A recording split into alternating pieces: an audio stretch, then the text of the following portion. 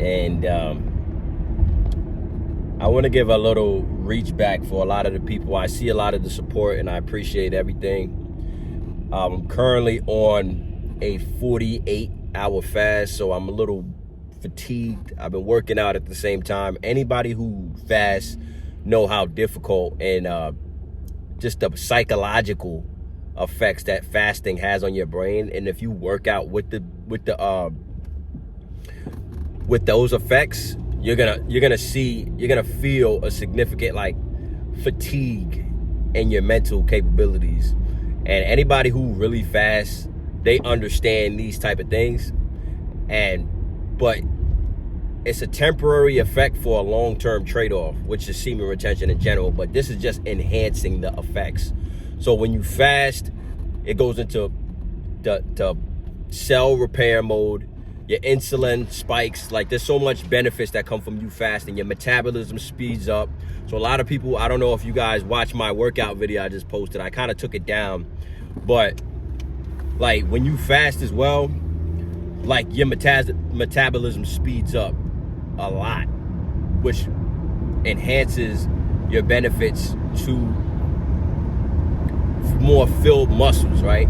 More filled muscles, more cuts, a greater physique, right? And you're practicing not only sexual discipline, but you're practicing hunger, which is another form of discipline, which is going to give you major testosterone as well as semen retention. So I'm a little fatigued right now, but all my people out there, like, when you're doing semen retention and you're thinking it's too easy, there's always more work to be done. I would recommend, if you think it's too easy or you're feeling that you lost a lot of the benefits, if you're going on a long period of time and you don't feel anything, go on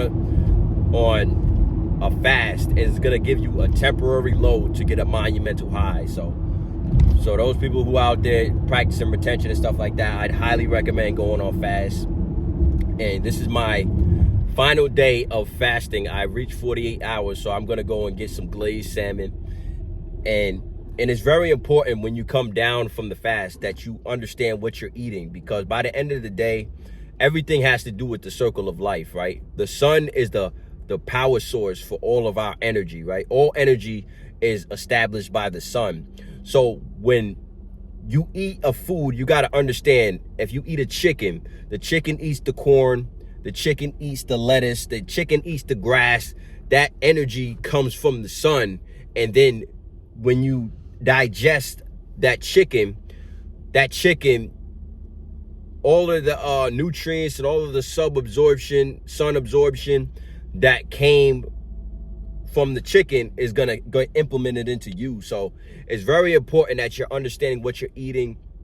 I don't know about plant-based food. I haven't done too much research on it. I'm sure they do put a lot of chemicals in it and a lot of sodium in it to keep it fresh. That way they could keep it and preserve the taste, so a lot of people can enjoy the taste of plant-based food. Instead, it won't sell, that it can sell off of the shelf. So like all of these things you got to be aware of. So when I get food, I get salmon. Salmon, you can't go wrong, because water has oxygen in it, right? Water has oxygen in it. Water has takes things from the sun, and the fish is in the water, in the sun. It's a perfect meal, like a spiritual meal, to give you a boost in energy, right? Everything is energy.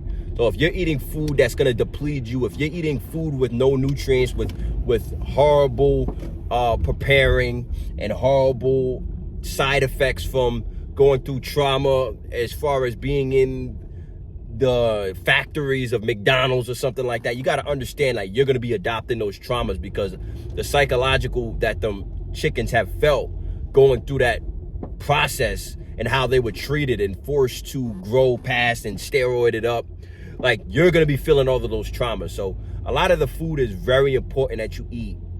So it's not even just semen retention. I'm just really giving you guys more game to enhance the benefits, because as more older you get, like, you got to understand, the older you get, the more like that you're not going to be able to feel the full effects of semen retention. Like, if you're older and you're maybe like 50 years old. I'm not 50. I can't really comment too much on that, but I can speak from my experience.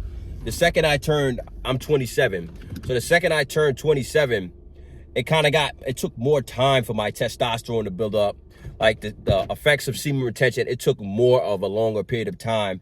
And due to the fact of aging and stuff like that, like you have to do more to compete at a higher level, right? So if you wanted to compete at a higher level on sports, say football, right? You wanted to compete at a higher level, you got to practice these practices that's going to keep your energy levels up, because the older you get, the more you lose energy. This is why a lot of young women and young men, they're liking, or younger women or younger men, because the energy supply that they have is a lot more than the energy that you have when you're a lot older. So a lot of these practices, peanuts, you know what I'm saying? Peanuts are grown from the ground. All of these things is going to boost your energy levels to like significant amounts that people are not, the average person just doing semen retention. Yeah, you can be doing semen retention. We do feel the same things, right? But a lot of people take a longer period of time to grow and develop, and for their brain to develop, because of the practices that they're doing. So the people who are just doing semen retention, but they eat at McDonald's every day, my 4 days of semen retention, or my 60 days of semen retention, is going to be a lot more impactful. It's going to be a lot more eye-opening than these people who are just eating McDonald's, not doing the practices, not understanding, just working hard in one area. You got to, if you're going to be disciplined in one area, you should be disciplined in the other courses of your area, right? This is why you're doing this practice. You don't want to get too complacent, because with complacency is stagnation, and with stagnation is dying. So what I'm recommending a lot of people, just go on a 48 fast. Start kind of like semen retention. Start maybe one day, right? Maybe 8 hours you fast. If you eat 2 hours every day, maybe wait 8 hours, and then continue to push yourself. It's not about what anybody else is doing. It's about you beating your benchmark. So a lot of people will come out and say, yeah, I've been fasting for 72 days. Doesn't matter.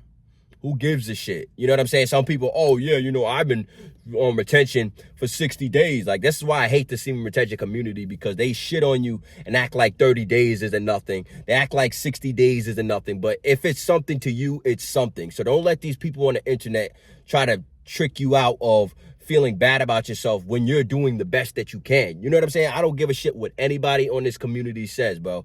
If you're doing the best that you can and you failed on 60 days, you failed on 30 days, bro, you did a good job, bro. You did a good job. Next time, you're going to hit 35 days. Next time, you're going to go for 45 days. Next days, you're going to go for 60 days. But don't harp on yourself just because someone on the internet that you do not fucking know is telling you that what you're doing, your practices and how hard you're working is nowhere near compared to what I'm doing. Fuck all that shit, bro.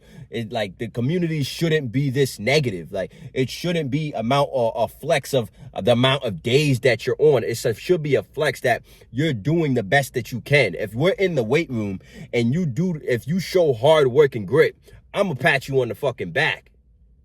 I'm not gonna discourage you. I'm not gonna say, oh yeah, you know what, I'm doing 225 though. You gotta get to 225.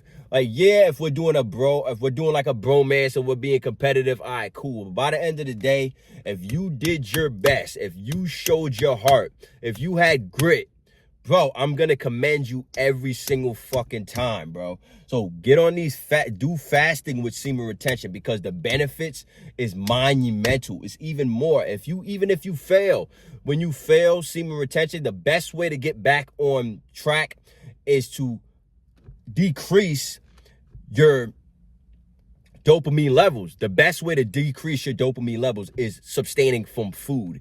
When you abstain from food, it's a shot of dopamine. When you eat food, you feel good about yourself, right? When you get a notification, you feel good about yourself. Once you implement the strategy to limit dopamine as little as possible, it's like you're going to get fulfillment off of the littlest things. You change your car tire, you're going to feel fulfillment. You talk to that girl, you go up to that girl, even though you get rejected, you're going to feel fulfillment. And all of these small W's is going to accumulate to a larger W. Semen retention is just another one of the small W's, right? Nah, semen retention is one of the biggest W's. Let me not flex on semen retention, but my point is that, like, yo, you need to be, like, doing these things that's going to spike your dopamine level up to feel the fulfillment in life. The reason why people don't feel fulfillment in life in 2026 is because there's too much dopamine. There's too much dopamine, bro. Like, people are too into the phones. People are have too many options to eat. Back in the day, like, you got probably one food. You got one meal, bro, and you was grateful. When I was a kid, I did not turn down meals, bro. If a stranger, not really a stranger, but if one of my dad's friends or my mom's friends, if they offered me food, I didn't give a shit what the fuck it was, bro. I was eating because I was more grateful for food because it didn't really come around that much. And people would look at it like, oh, you were starving. But I was the happiest I ever been. If anything, like right now, where I have so many choices and so many options, now is the time where I am the least amount of happy. So you can't go off of what you're feeling right now and try to dictate how it may have been. Or, like, you could look at people in Africa and say, oh, they're unhappy. They're not unhappy. They're a lot probably more happier than us. Homeless people are probably more happy than us because they don't have so much choice. And when they do have choice, they're a lot more grateful. So you need to be putting down your dopamine levels so you can be more grateful and fulfill the fulfillment in life. And the best way to do that is on semen retention and fasting. Even though there's more psychological benefits, but I'm just talking about the kind of surface level of it, like how to really feel fulfillment, how to get dopamine, how to be the fulfillment in life. How do you feel good about living your life? But there's a lot of benefits that come behind fasting that's not really talked about. How it, goes after old dead cells. It decreases inflammation. It goes after. So when you fast, your body is not eating more on top of what you eat daily, right? So it's forced to go into a scarcity mode, right? So we want to keep peak efficiency. So we're going to have to go into these other cells that are built up. So there's your excess fat, right? You got love handles. The love handles are going to go. If you have fatness around your neck, the fat neck is going to go. You know what I'm saying? So all of these type of things, you have excess fat anywhere in your body. Fasting is going to go at those muscles, right? And then you can start up from there, right? You always want to start on a blank slate. And then you can start to create your physique, right? So what I do when I create a strong physique, I'm giving y'all too much game, but I usually sometimes I'll go on a fast or I'll do calisthenics, right? I won't lift any weights because if you lift weights on top of fat, it becomes sloppy, right? You want you want your muscles and stuff to be filled in the right places. So start off on a blank slate, go on a fast, right? Get rid of all of the excess fat. Calisthenics, you're going to build the muscles that you don't really use. And then you can add the weight on top of that. That's how you get a great physique, right? But that all comes, cold showers is another one. But that all comes from you abstaining from eating and you being disciplined enough for your body to go after all of the excess fat. And it's not really going to start going after the active fat until like maybe 24 hours. So you need to be doing long periods of fast, 48 hours, 72 hours. These fasts is what's going to go after the muscles because you got to realize that oh my God, so much game to unpack. You got to realize that